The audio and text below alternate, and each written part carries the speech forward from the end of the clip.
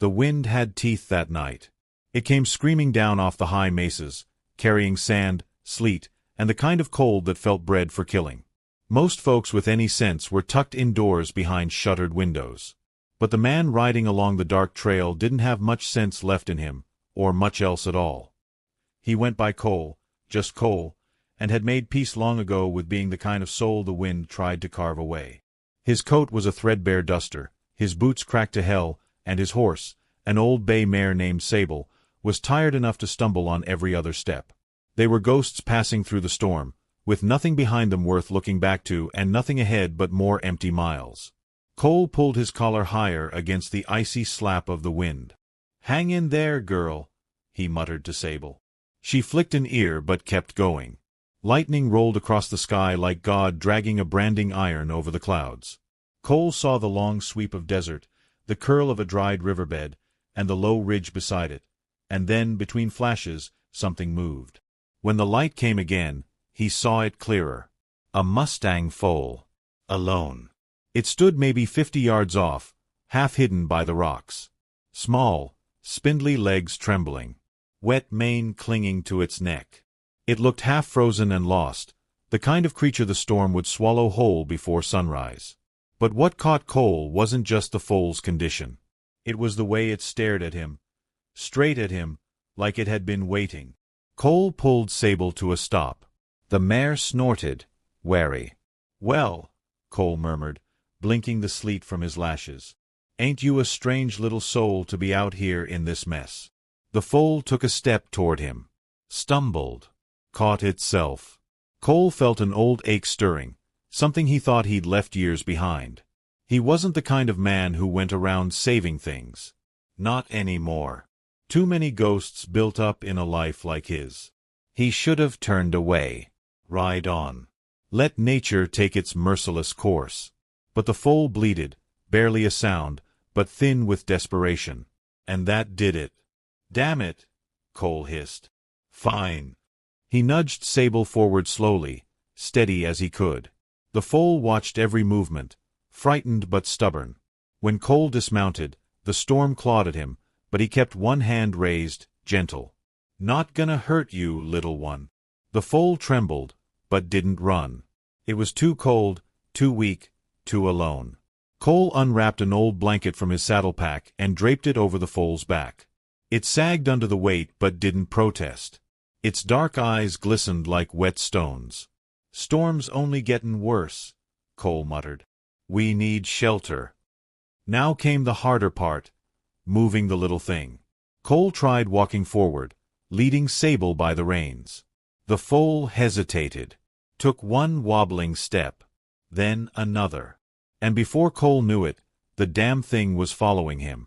"Looks like you're a fool same as me," he said softly.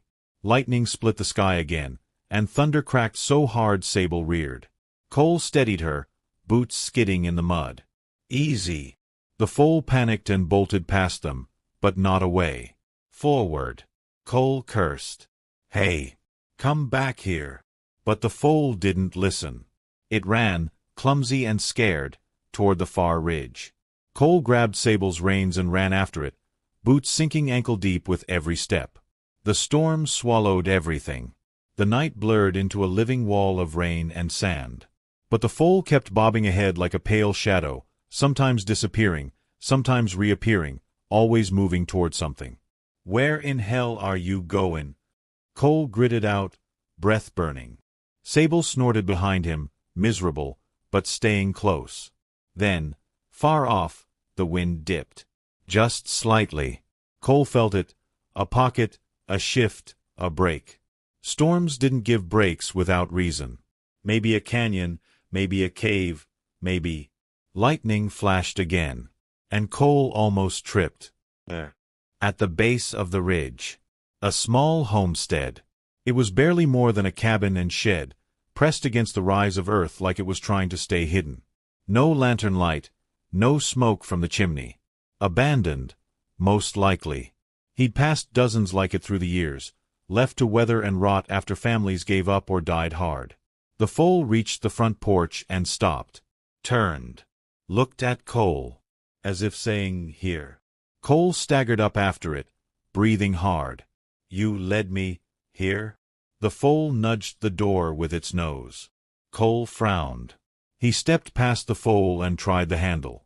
The wind nearly tore it from his grip as he pushed inside. The cabin was dark, shadows crowding every corner.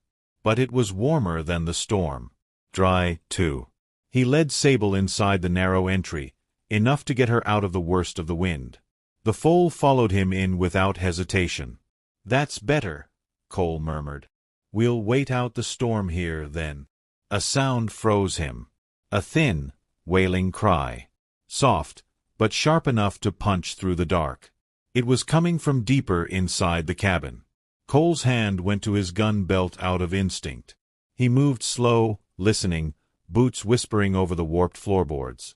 The foal stayed right behind him, pressing its small body against his leg. The crying came again. Fragile. Hurting. Cole reached the inner room and pushed the door open. His breath caught. There was a cradle, rocking gently from the draft. And inside it, a baby. Red-faced. Wailing. Alone. Sweet mercy, Cole whispered. He set his gun aside and knelt. Who left you here? The baby couldn't answer, just cried harder. Cole touched its swaddling blanket. It was warm. Not much, but enough. Someone had been here recently. Maybe still nearby. Maybe. The wind slammed against the cabin wall so hard the whole place shuddered. The foal bleated, frightened. Easy, Cole murmured. He lifted the baby, careful, awkward, like a man holding dynamite. The tiny thing clung to his shirt, hiccups sobbing against his chest. Cole felt something crack open in him. Something he thought the world had beaten out long ago. No one should be left like this, he whispered. The baby quieted at the sound of his voice. Cole looked around the cabin again. It wasn't fully abandoned. There were blankets, provisions. A lantern on the table. Someone lived here. Or had, until very recently. He lit the lantern. Warm light filled the room, and that's when he saw the boots by the door. Mud-caked. Barely dry. Someone had been here. Maybe still out in the storm. Cole's grip tightened around the baby. The foal pressed close, trembling. Sable shifted uneasily. Cole stood in that dim cabin, storm howling outside, a baby crying softly in his arms, a lost Mustang at his heel, an old mare behind him, and he knew something had led him here. Maybe fate. Maybe luck. Maybe something darker. Whatever it wasn't finished yet. Cole stood there, listening to the storm shake the cabin like it wanted to rip the roof off. The lantern light trembled against the log walls, flickering over the little face nestled against his chest. The baby had gone quiet, exhausted by crying, its tiny fists gripping his shirt. The Mustang foal pressed close against his leg like a shadow, as if the sight of the baby made it more determined to stay with him. Sable stood by the doorframe, shivering but calmer than before, her ears turned forward as if she understood the fragile life Cole held. Someone's gonna come through that door, Cole muttered. No one leaves a baby behind unless something real bad happened, or they didn't have a choice. The words tasted wrong.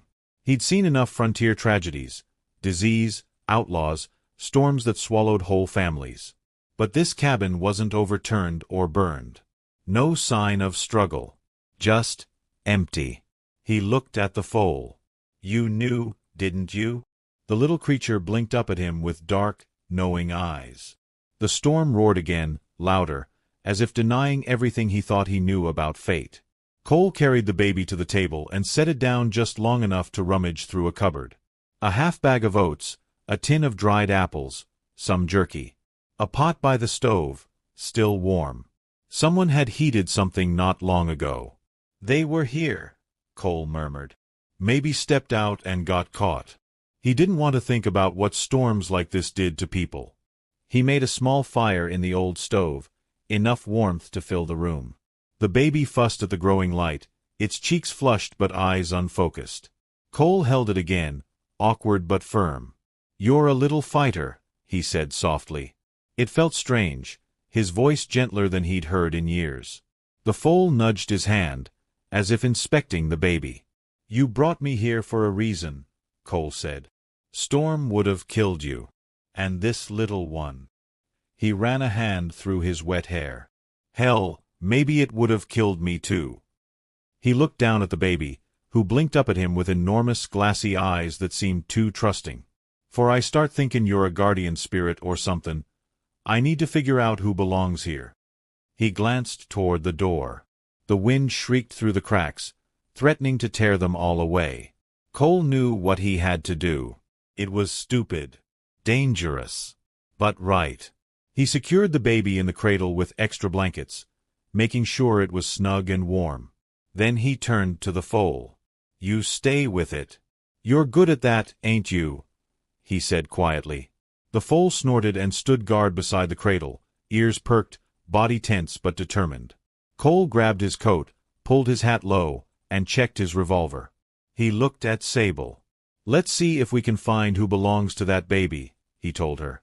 Sable tossed her head, unhappy but willing. He stepped outside into the storm, the cold slicing immediately through his duster. Rain and sand whipped at him, forcing him to squint. He cupped his hands around his mouth and yelled, "Hello! Anyone out there?" The wind ripped the words away. He took a few steps off the porch, but the storm pushed back like a wall. The darkness swallowed everything. Even lightning, when it cracked overhead, showed only swirling chaos.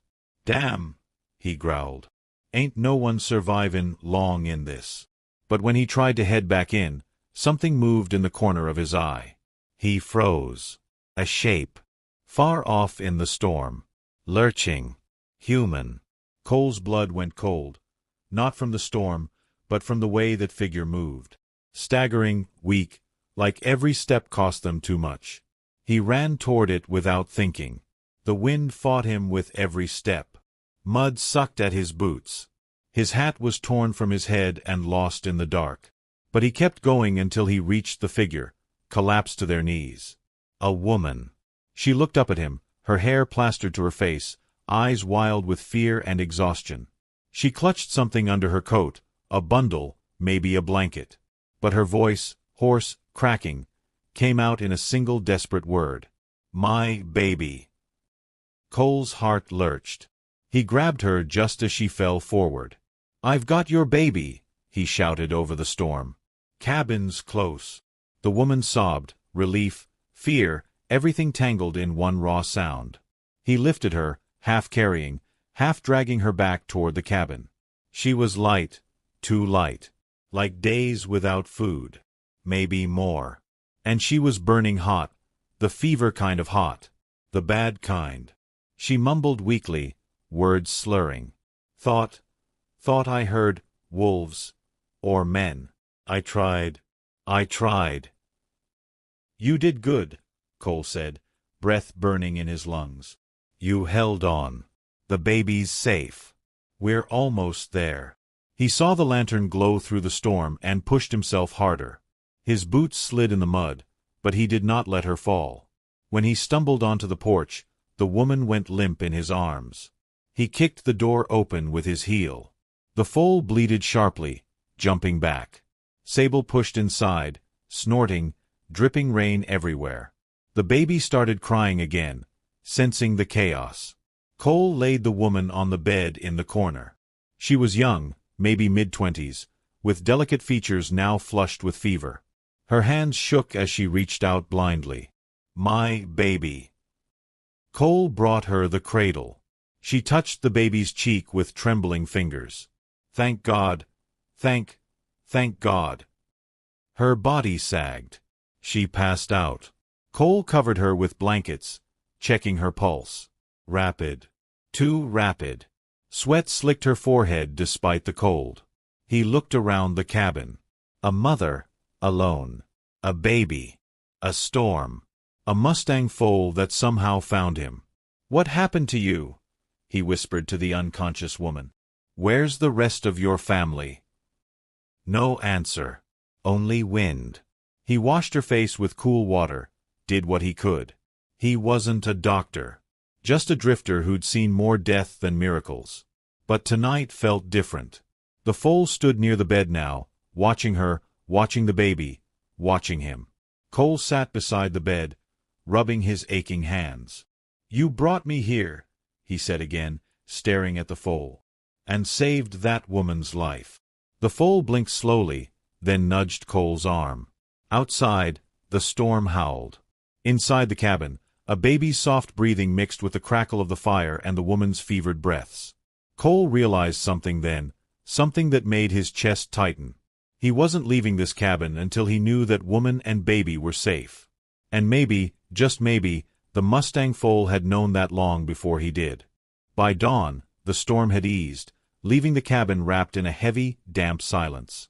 The sky outside glowed a weak gray, swollen clouds drifting like tired ghosts over the ridge. Cole hadn't slept. He sat in the lone chair, shoulders slumped, watching over the woman and her baby while the Mustang Foal lay curled near the stove, recovering from the storm's bite. The woman stirred first.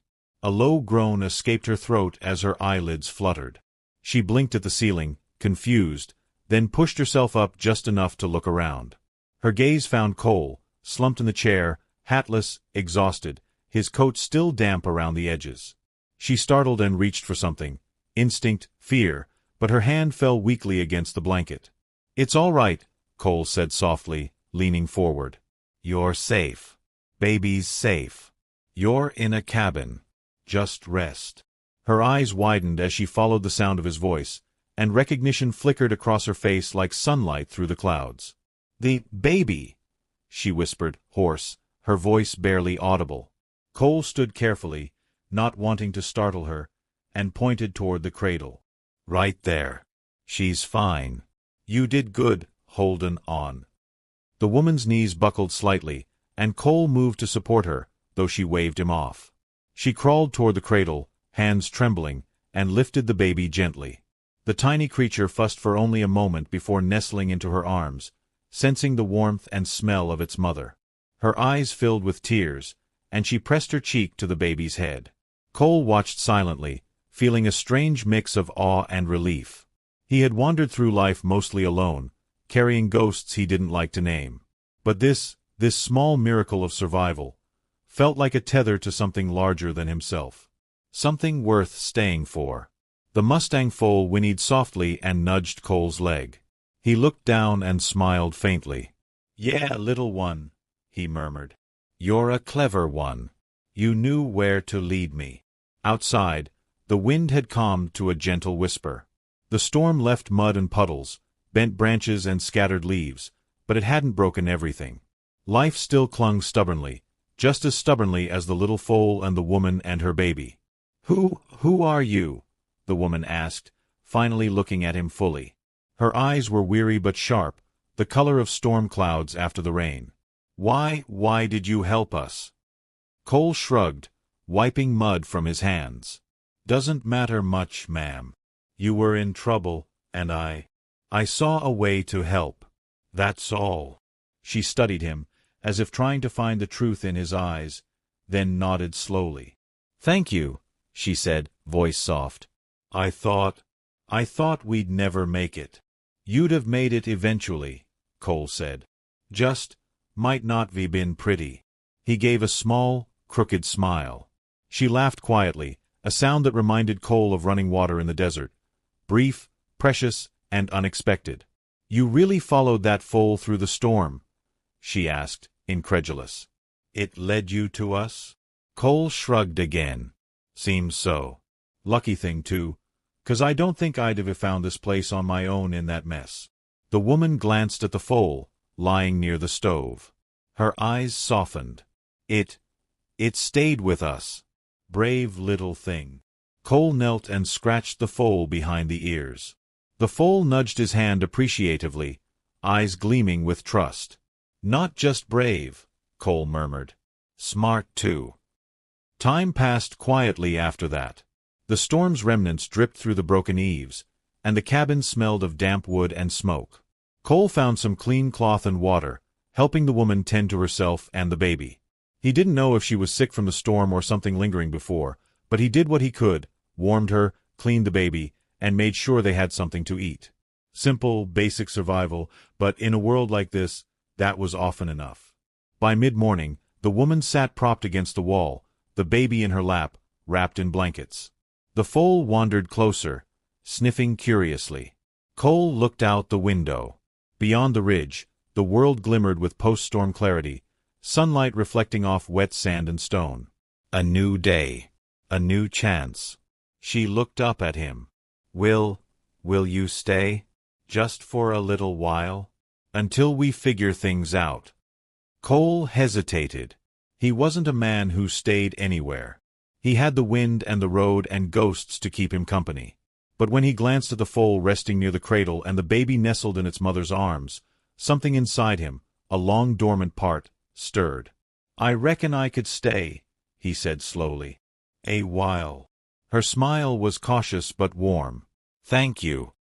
He shifted, glancing at the foal. Looks like you picked your family, little one, he said, kneeling again to scratch behind its ears. The foal nuzzled him in return, and for a moment, Cole allowed himself to imagine a life that wasn't just wandering and surviving.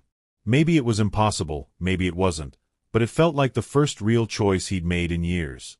Later, as they all sat in the cabin, woman, baby, Cole, foal, Sable dozing in the corner, the wind outside finally became a distant murmur. Cole watched the woman rock her child, the baby cooing softly in her arms.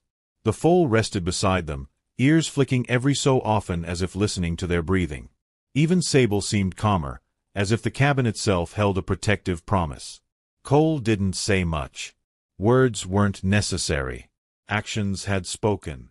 He had followed a foal through a storm, into the heart of something that could have been destruction, and had found life instead.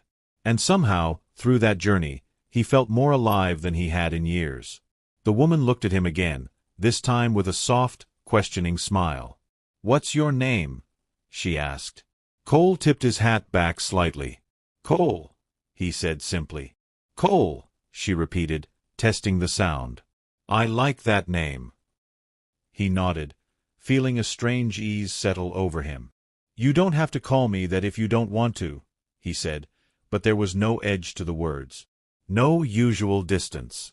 The foal bleated softly, and the baby cooed in response. The world outside could stay wild and cruel, but in that cabin, with its patched walls and crooked floorboards, there was a small, fragile peace. Cole realized then that he didn't need to wander forever. He had been given a chance, unexpected, untamed, like the foal that had found him. He could be more than a drifter. He could be someone who stayed, who protected, who cared. Not for the world, not for fame or fortune, but for these small, precious lives that had somehow, impossibly, come to him. He leaned back in the chair, boots muddy, coat dripping, hands worn. The woman hummed a lullaby he didn't know, the baby nestled against her chest, and the foal lay quietly nearby. Even Sable seemed content, nostrils flaring softly as she breathed. Cole let out a long sigh, feeling the storm finally leave his bones as well as the land outside. Maybe the wind would call him again, maybe it wouldn't. But for now, he was here. And for the first time in a long time, he wasn't alone.